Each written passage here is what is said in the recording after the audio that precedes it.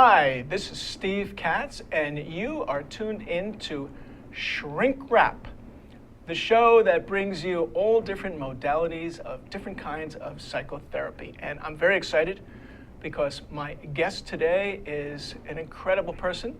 Her name is Starr, and she's a licensed mental health counselor.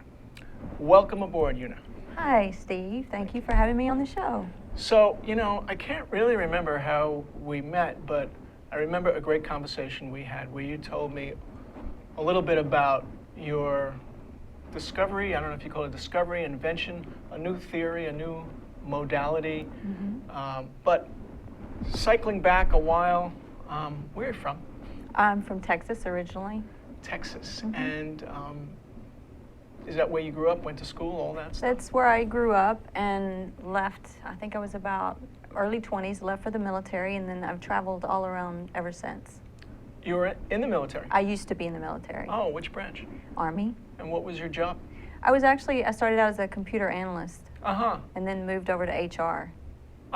So was it the human resources that steered you towards psychology? I think so, yes. And when did you start studying psychology? Back in 2006.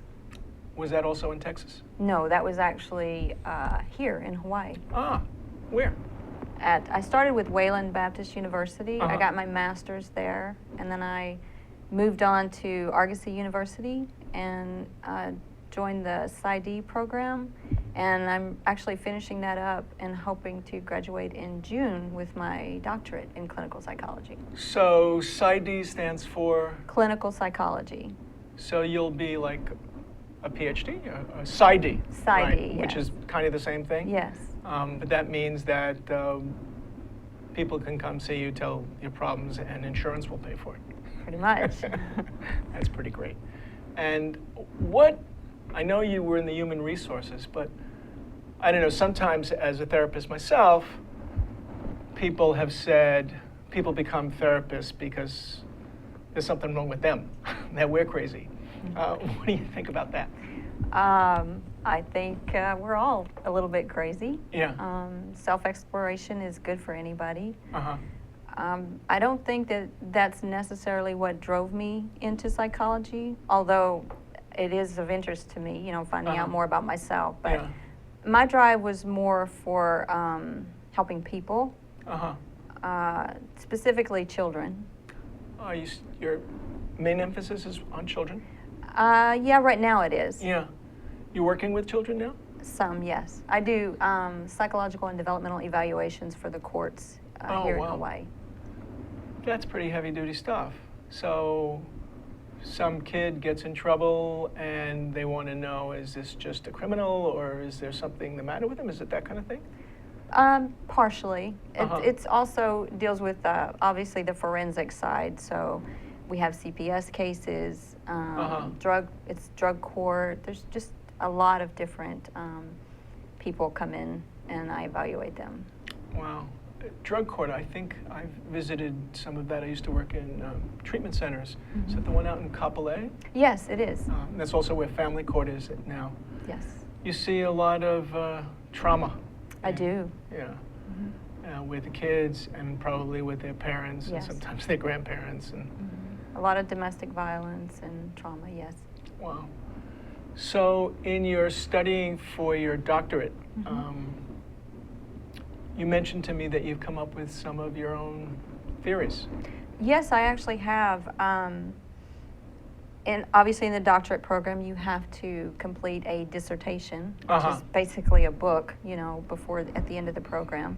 I actually just finished my dissertation a few months ago, and it was for a new theoretical orientation. That's pretty amazing. I mean, people don't make up new theoretical orientations every day. How did that come about? Well, it actually started for me in my master's program, the way I practice mental health care. It began with, obviously you learn the different theories that are out there. Yeah. And there's a lot, but there's three main ones. There's the psychodynamic, the cognitive behavioral, and the humanistic. Those are the three main ones. Let's break those big What are the differences? What is this psychodynamic?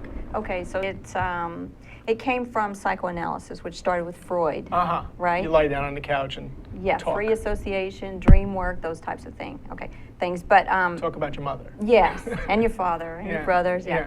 So, but that process was a long, drawn-out process. It was Right. for years that you Years, went through right. psychoanalysis. Psychodynamic has been shortened. Mhm. You don't sit on the couch. You don't do this for years. You can, but that's not what normally you do. Uh-huh. So psychodynamic came from Freud, where you explored relationships. Right. It's insight-oriented. So you Uh-huh. go back to your childhood. You go back through your developmental years, and you just look at your life and you talk about that. And so that's basically psychodynamic. Insight, you mean like, oh, no wonder I'm a drug addict. My whole family were drug addicts. Yes. Or no wonder I'm angry. I got beat up every day. Yeah.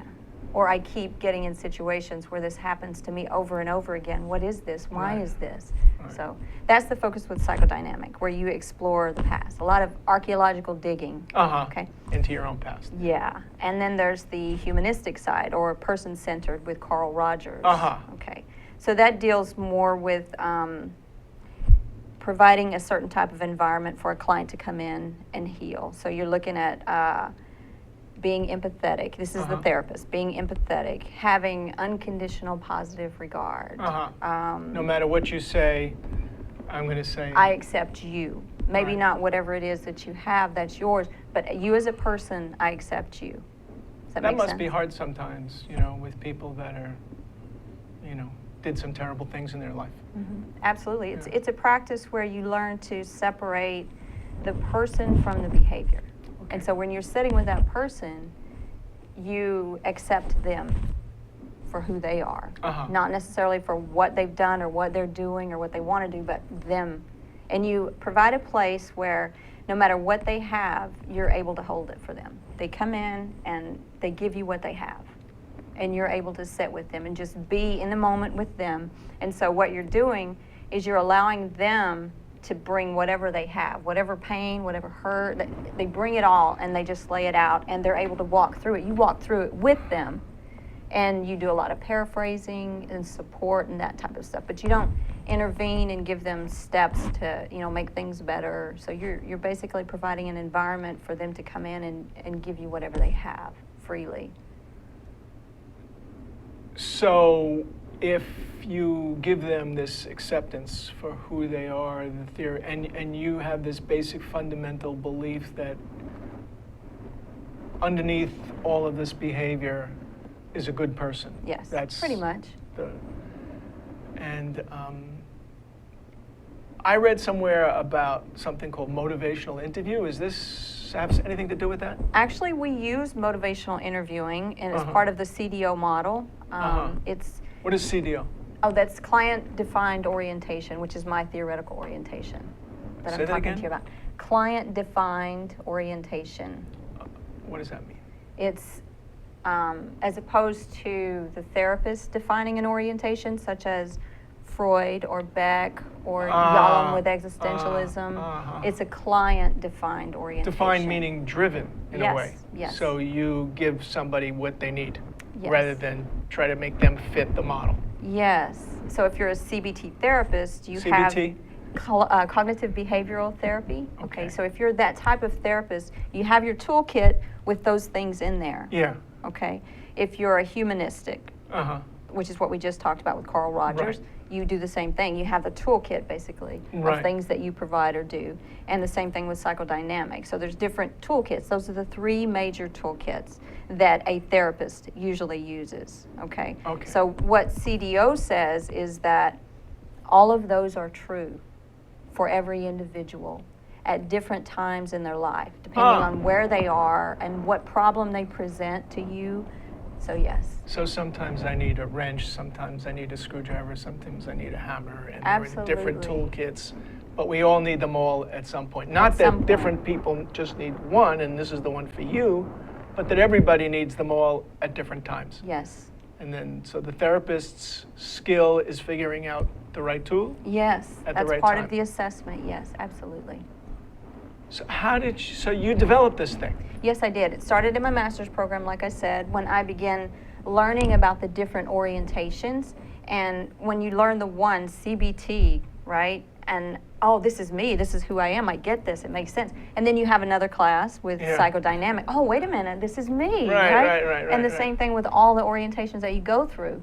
But at some point, when I went through all of them, I realized that they're all relevant, they're all valid. They all have points and they all matter. Relationships with psychodynamic, right? It matters. Providing an environment that's free of judgment and where a client can feel secure, that's important. You need that, right? And same thing with cognitive behavioral, right? Some people need steps. Please give me steps. Show me how to quit smoking or get out of these relationships that I keep doing the same thing. What are steps that I can take? Or an alcoholic, those types of things where you need strict guidance on how to do it. Like the 12-step program. Yeah, give me steps, show me how. At some point, everybody needs that. So a therapist, like even within one 60-minute session, can use different tools from from CBT or humanistic or psychodynamic, all in the same hour? That's definitely possible. It's a little bit more complicated than that. When the client comes in and you first begin to see them and you do your assessments or maybe an eval, whatever it is that you do as protocol, you determine at that point where you want to start. You learn as far as how they see the world, their worldview, how they learn, how they see change in their lives, what matters to them in their future, in the past, in the present. It's for the client where they are and what they have and what they're bringing in. That's where you have to go to. And when you're assessing, my assessment tools for this touch on all those different areas and different ways of thinking. So your assessment is like a series of tests? A series of questions. Questions. Yeah, it's an interview, semi-structured interview. So it's not too formal? No. Not paper and pencil, go in the other room, fill this out? No. Well, that makes me feel better, because I don't do that. Yeah. Yeah, I'm very informal. But one thing that clicked with me just now when you were talking about the way you talk to each individual person depending on their orientation in the world and the way that they learn. Before I was a therapist, I was a special education teacher. And it was very similar, right? You talk about the different modalities of learning. Some people are more visual, some are auditory, right? And so when you figure out what your strengths are, you teach to the strengths. Yes. This sounds a lot like that. Yeah, it's very much like that. It's tailored to the individual, the way they see the world, the way they view change, what it means to be, to know, and to do, which is like our questions in psychology. It's ontology, epistemology, and axiology. Those are the things we look at for when we try to determine our own orientation. Break that down for us. All right, my cousin doesn't know ontology from epistemology. Okay. What is ontology? So when we're talking about philosophical assumptions, right, for an orientation. So say you answer the questions of what does it mean to be, for being, you mean right? Like just to be here. What's his name? Hamlet. Yes. So what does it mean to be? To know. How do I come to know things? How do I learn? And that's epistemology. Okay. And then the axiologies. Why do I do the things the way I do them? What are my morals, values, ethics? Yeah, it's about doing. Why do I do these things? How do I do these things? How do I come about the answers for these questions in order to do these things? So everybody has different answers for those three things. Yes. Those are the philosophical assumptions. They guide you to determining what orientation resonates with you. Okay, I think this might be illustrated better if we talk about maybe a person. Can you think of somebody that you've worked with, of course, without breaking confidentiality? And they just told me we could take a little break first, and then we'll come back. Okay. And we will be right back after this small break. Don't go away. Aloha, my name is Reg Baker, and I'm the host of Business in Hawaii with Reg Baker. Business in Hawaii is a program that is positive stories about business in Hawaii. We're tired of hearing the negativity and why it's the wrong place to have a business. We talk about the positive reasons for having a business in Hawaii and how to be successful. We broadcast live every Thursday at 2 o'clock. We look forward to seeing you. Aloha. Aloha. My name is Josh Green. I'm a senator from the Big Island and the ER position. Every other Tuesday, I get to host a show here on the Think Tech program about healthcare. We call it Healthcare in Hawaii. It's really enjoyable for me to bring other healthcare leaders from around the state to talk about our pressing issues. Hawaii has long been the health state, but we need to keep up the momentum, the inertia, and with your help and with your participation, we can come and share all of the big issues that are pressing day to day. Thanks for joining us every Tuesday, alternating weeks from 2 to 2:45. Welcome back to Shrink Wrap and my great guest, Una Starr. And I just asked Una,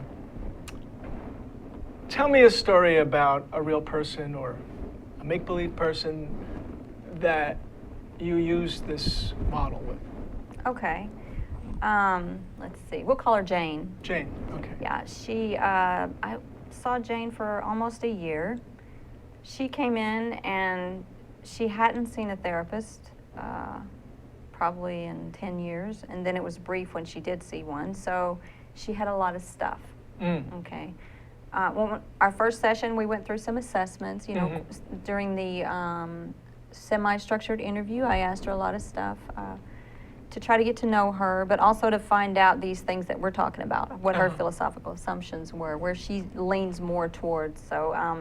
So the first few sessions, it was pretty much from a humanistic perspective.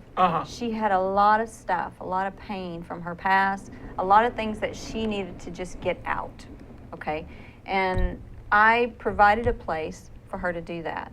I listened, and I paraphrased, and I allowed her to give me whatever she had.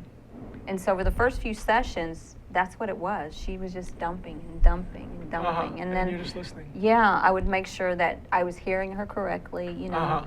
But after those few sessions, she came in, she began looking for insight. She wanted to know what I thought about these things that she had brought, you know, my personal opinion, right, and how I saw her. And so we talked from a psychodynamic perspective about those things. I asked her lots of questions that would lead her to find her own answers. Psychodynamic, again, meaning asking her about her childhood, her past, her history. Free association, kind of like what we did with humanistic. That's actually humanistic came partly from psychodynamic. It was a branch off of that. But yes, so allowing her to share her story, her narrative with me, and then paraphrasing and helping her see things, that patterns that she presented to me. So I didn't give her anything new. I basically pointed out things that she gave me, that she laid out on the table, so she could see patterns. And that's also part of psychodynamic. So we looked at relationships with her mother. There was a lot of trauma and pain in that area of her life that she wanted to explore. You know, trauma is a word that gets used a lot, and I think a lot of times it's used in such a broad way that sometimes people don't even know what it means anymore. Can you give me Well, specifically for her, the trauma was physical abuse, extreme physical abuse. From her parents? Yes, yes. And there was other trauma, but I'll stick with that right now. So she suffered a lot of physical abuse for many years as a child and as an adolescent. So she never processed that with anyone. So what does that mean? People use that word all the time, processed. How do you process that? You stick it in a blender? Yeah. So I guess I would say with processing, what you're doing is you're kind of like a puzzle. You got a lot of stuff in there in your head, and you're going on, and you're able to lay it out on the table and put the pieces out where you can see them, and you begin the process of putting things together and seeing how one thing affects the other and how they fit together. So when you process something, you think about from beginning to end, or all of it. And for some people, they have to start in the details. right? And What then the- other people need a satellite view, and they start there. So that's two opposite, they're opposite ways of understanding. But Just like different ways of doing a puzzle. yes, Yeah. yes. So the I like to processing. work around the edges first. Yeah, that's the big picture kind, right? Uh-huh. So some people start in the middle. They get the clouds and they put the clouds together, right? And then they work their way out. So it's different for everybody on how they process things. And so, again, providing that environment for them to come in and bring you their story and lay it out and work through what that means to them. It's like looking at the same picture from a different perspective as well. They see both sides of the coin, if you will. Same Okay. situation, nothing changed about in the past. You can't change the past, Right. but you can learn to look at it differently. And that can change everything. Yes, absolutely. Yeah, because I know a lot of times there's people blame themselves. Oh, I was a bad kid, or if it was sexual abuse, it was my fault. I was somehow provocative or something. Yeah, exactly. So that's yeah. from the psychodynamic Okay. perspective. And then as she starts to gain insight Yeah. and sessions go on where Yeah. she's able to free associate, maybe Yeah. we did some dream work as well. Oh, that's cool. Using Gestalt techniques, but that's whole nother subject. But Oh, yeah. again, it came through with psychodynamic as far as free association and dream work, and so we did that, and then later come the CBT, where she needed to, number one, work on her self-esteem because it was very low. So there's lots of techniques and tools out there that help people with building their self-esteem and understanding that it wasn't their fault. And that's where CBT comes in. When you look at a screen, it's like schema therapy or... What's that? I'm sorry. It's a screen. It's like Okay. you're growing up, and the things that happen to you, the adults around you, the stuff that goes on, whether you understand it or not for words, what you get is an understanding of what they're doing. And so you get a message about yourself. And so if you get hit all the time, you may get the message, I'm no good, I must be no good. Right. I'm being beat, I'm being hit, so Yeah. I'm no good. So a child doesn't have the verbal capability or understanding to define themselves. Right. So they define themselves through what we as adults tell them Right. and show them. So if my That parents becomes think their- I'm no good, I must be no good. Yes, you're no good if they say that. And that's the way they treat you. So you grow up and you have these ideas about yourself Yeah. based on your childhood and how you were treated and the relationships that you had. So you grow up with that. And that becomes your thinking. So no matter what goes on in life or how good of work that you do or what, it doesn't matter. What matters is what you believe about yourself, Right. right? So that's your screen. Yeah. So everything that you see and do and say goes through this screen, this understanding you have about yourself. So those negative thoughts about yourself, or those are the things that we have to work through, that I worked through with her. The ideas about herself, her self-esteem and her value and those types of things. So we worked through that with different techniques and tools, CBT stuff, where she began to understand from the insight that she had discovered about her relationships and those things and what her parents did. She began to see that that was them and not her, that her value was not wrapped up in what they did to her. So when her father is hitting her, to understand that her father is hitting her because his father hit him, Yes, possibly. not because yes. she's a bad girl. Exactly. So there was we went through the humanistic, the psychodynamic, and the CBT of relearning some things. Yeah. You got the insight as to why you do some of the stuff you do, and now let's figure out how can we look at this differently. It's like reparenting yourself. So yeah. Right, because a lot of times your parents aren't around or don't have the tools to do it anymore, and you're grown up anyway. And I've it's hard, and I have clients who I don't know what to say. I got a client that every time she says, I stopped calling my mother 10 years ago. I haven't spoken to my mother in 10 years. Now, there's something in me when I hear that thinks, my first gut reaction is, oh, that's terrible. you know, it's terrible to not talk to your parents. There must be a lot missing in your life, blah, blah, blah, blah, blah. But then she tells me, well, I stopped talking to my mother because every time I talk to my mother, she makes me feel terrible. And it's every single time. And it's like, why should I talk to her anymore? And she starts going into detail about exactly how her mother makes her feel terrible. And it's got to do with her mother, not with her. She gets that. And so, but still, even if she's not calling her mother, every time I ask her to tell me about her mother, like tears just start rolling down her face. So she wants to. She wants to connect with her mother, but her mother continues to do the same thing over and over again. Well, there's a part of her, I would say, that wants to, but there's a defensive part, a healthy part too, that doesn't want to get beat up on anymore, verbally or any other way. See, what I would say is that's where the CBT comes in. Yeah. That's where the assertiveness techniques come in, where you teach her to speak to her mother in such a way that's respectful, but stops her, the mother, from disrespecting the daughter and saying, I hear what you're saying, Mom. However, when you say this, it hurts me.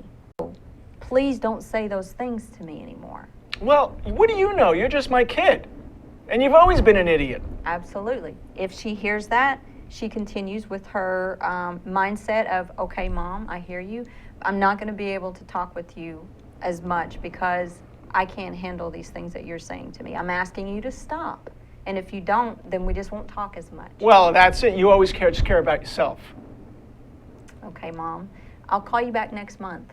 Maybe we can chat about it again. But please remember, Mom, that I'm asking you, don't say these things to me. Oh, you just want to hang up on me. Okay, Mom, I love you, but I'm not doing this anymore. I'll talk to you next month. So eventually, hopefully, Mom will get the message where she stops doing that to her daughter. Yeah. Or not.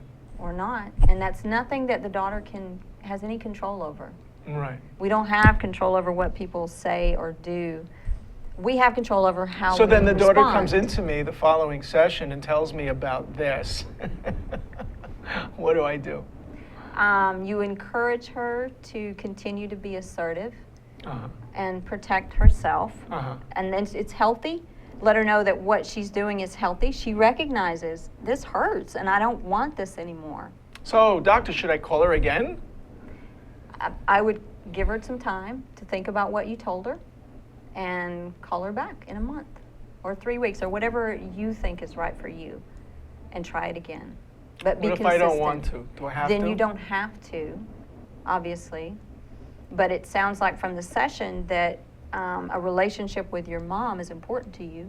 And so maybe this is one avenue that you can use to try to work on that. Well, a relationship with a mom is important to me, but I get the feeling that she's never going to be the mom that I want.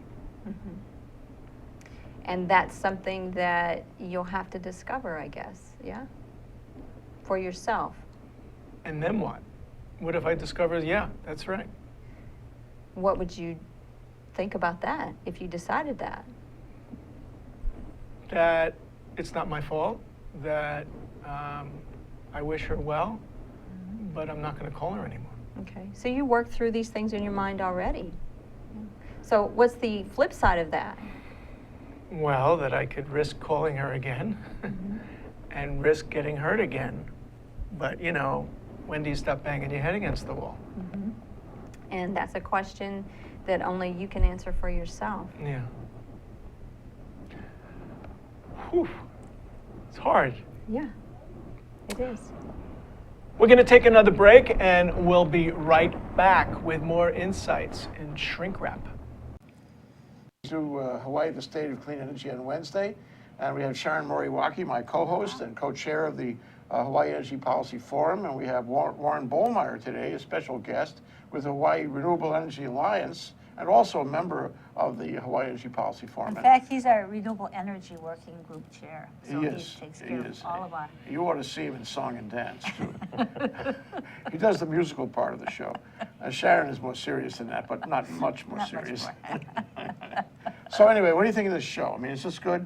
I think this is good. We hope it's good. We hope it attracts a lot more people than our forum, so that people can see what's going on in energy and clean energy, and call in, write in, tweet We or want Twitter. that. or We tweet. want public engagement, civic engagement from everybody, because that's the only way we're going to get down the road on this, right, Warren? Yeah, I think so, and it's an opportunity for guys like me to share a little bit of their know and sometimes get the facts right. Who was that guy that said, just give me the facts, start with the facts and then work from there? Oh, it was Dragnet guy, right? Yeah, right. Oh, yeah. Jack That was when I Lynn. was just Jack I was just I in would grade all school then. I remember that. barely I was remember like, that. yeah. Just the facts, Just the man. facts. Here on Hawaii, the state of clean energy, every Wednesday from 4 to 5. You'll see. Come back soon. Right, Sharon? Right. Warren? Yes. Welcome back to the last part of this show, my wonderful show with Starr, and we were talking, about Jane, and you took us through the various stages of assessment and working with her and the various modalities. So, what happened with Jane? Curious. Okay, well, we spent about a year together. A year. And so I Weekly? really, yes, weekly. I really got to use this model with her as far as allowing her to tell me from her perspective what it is that she needs to work on and how she learns best and how she sees change and what she can do for herself to make those changes. So in that year, if we start with, like when she came in, her situation was not good. She was drinking a lot. She was on several different types of medication. She had lots of problems with her husband, and then she had children. So every time, like for the first several months almost, she come in, she was broken down, okay, and in tears a lot and just going through. And she was looking at leaving her husband. So within a year, working with this model and working with her, when she left, her and her husband were completely reconciled. Wow. She had stopped taking all the different types of medications that she was on. These were psychotropic? Yes, yeah. I worked with her psychiatrist, and he got her in a regimen where she was only on one. Wow. For the most part. And reconciled with her husband. And when she would come in the last few months, she was rarely in tears or broken down. So she did a lot of work. I think the model provided her the tools that she needed and the environment that she needed to recognize what she needed to do to make her life better. It's pretty amazing. And that's what she did. Wow. And So- you never had to see the husband? I did meet with the husband. I had a few sessions with both of them. Yes. Was that helpful? It was very helpful. Yeah, Yeah. I would think. We did some assertiveness work where she was able to, instead of screaming and yelling, both of them back and forth, she was able to respectfully get her point across. Oh, like you were showing me on Yeah. the phone with their mother. Yeah. Right. So we had a few sessions with the husband too. Oh, wow. But from beginning to end, extreme progress for her.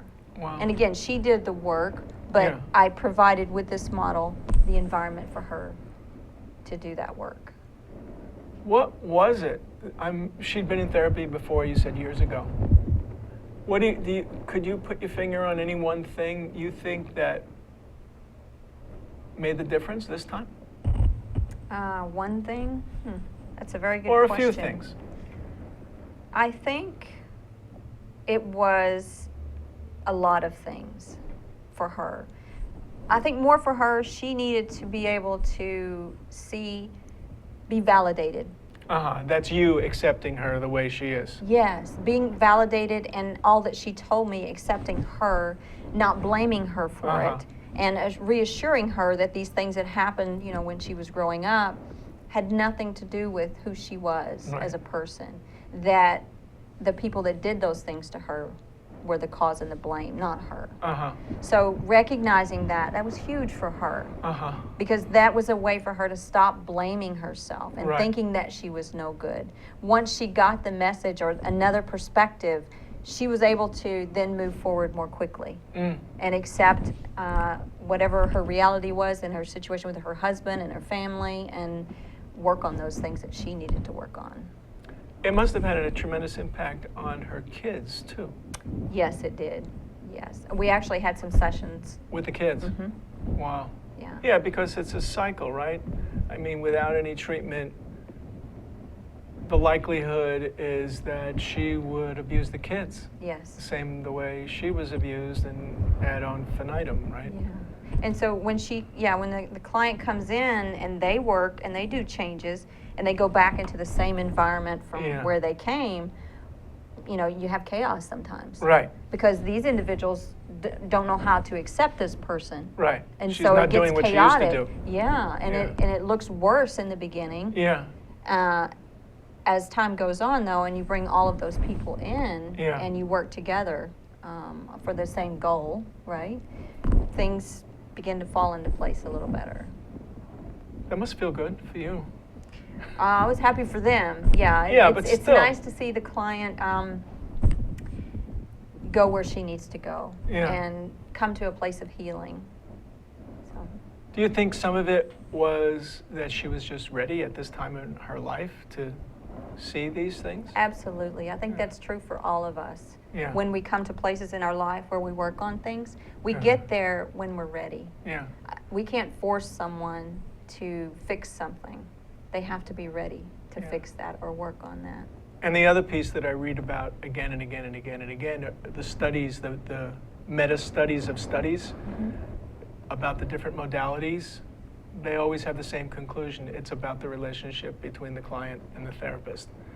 So for some reason, who knows why, your gifts or who she is, there's something happened between the two of you so that you clicked. Yes, absolutely. The relationship between the therapist and the client is crucial. Yeah. Yeah.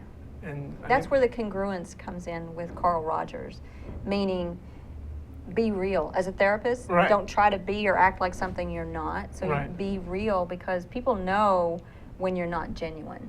Yeah. Yeah, and your client knows when you're not genuine with them. Right. They, even if they don't know what they know, they leave saying, he's not for me. They don't know Something's why. not right here. Yeah. Yeah, I think everybody has that sense. I mean, and then the opposite way is when it is right, like when you fall in love with somebody, something happens. You don't know what it is, but somehow this person, fills that You for click. you. And you click, right? And you're off to the races, and then you're in therapy. That's true. Yeah, I mean, that's interesting too, because that thing that happens between a couple at first, with all those wonderful chemicals swimming around in your brain that makes you think, that gives you that unconditional positive regard for the other person. If only we could figure out, through legal substances, How to do that? how to keep that going, because 2 years, I think, max. And then people start to see all the things that they love, and now the things that drive them crazy. Like, gee, she was so funny. 5 years later, she's never serious. The human condition. Yeah, yeah. Who We're was never it? satisfied. Right. Somebody, was it Sartre or somebody said, hell is other people? That's good. Yeah. Yeah, but the opposite is true too, right? The worst torture you can do to somebody is to put them in solitary. Absolutely, I would think so. Yeah. So what do you do if somebody doesn't click? You just refer them out? That's an option. It's Yeah. not one that I would choose. Uh-huh. I think as a therapist, we try to follow the APA Code of Ethics. Uh-huh. We provide non-judgmental environment. We do what we can for them. Do you ask for feedback from your clients about how you're doing? I do from Yeah. time to time. Yeah. Yeah. It's hard, I find, to get honest, because everybody, especially in Hawaii, nobody wants to say bad things about anybody. I have a hard time getting my clients to tell me you know, Anything negative? anything negative, right? There's even a form for that where you can give to your client, and it's part of what this guy named Miller, Scott Miller, I think is his name, developed these forms that it's outcome-informed therapy or something, right? Mm-hmm. And he asks at the end of every session the client to fill out a form. On a scale of 1 to 5, did you feel heard? You know, did you feel judged? Mm-hmm. You know, and then what he teaches is very important for the therapist to follow up if, you know, all right, he only gave me a 3 or a 4 on that, even though that's kind of on the good side, but to say to the client, gee, I see you say a little bit like you felt a little judged. When was that? Mm-hmm. And to be kind of insistent, because it's really hard. To get that negative feedback. Yeah. Yeah. Yeah, so that you really know if are you giving the client what they need until they just stop coming. That's a good technique to try. Yeah. I do it verbally Yeah. with my clients, and I don't do it initially. Right. It's actually usually a couple months into our sessions Yeah. Before we do that. But yeah. Yeah. Yeah, because it takes time to get to know somebody. Mhm. Yeah. Do you have a favorite, a kind of a client that you like to work with?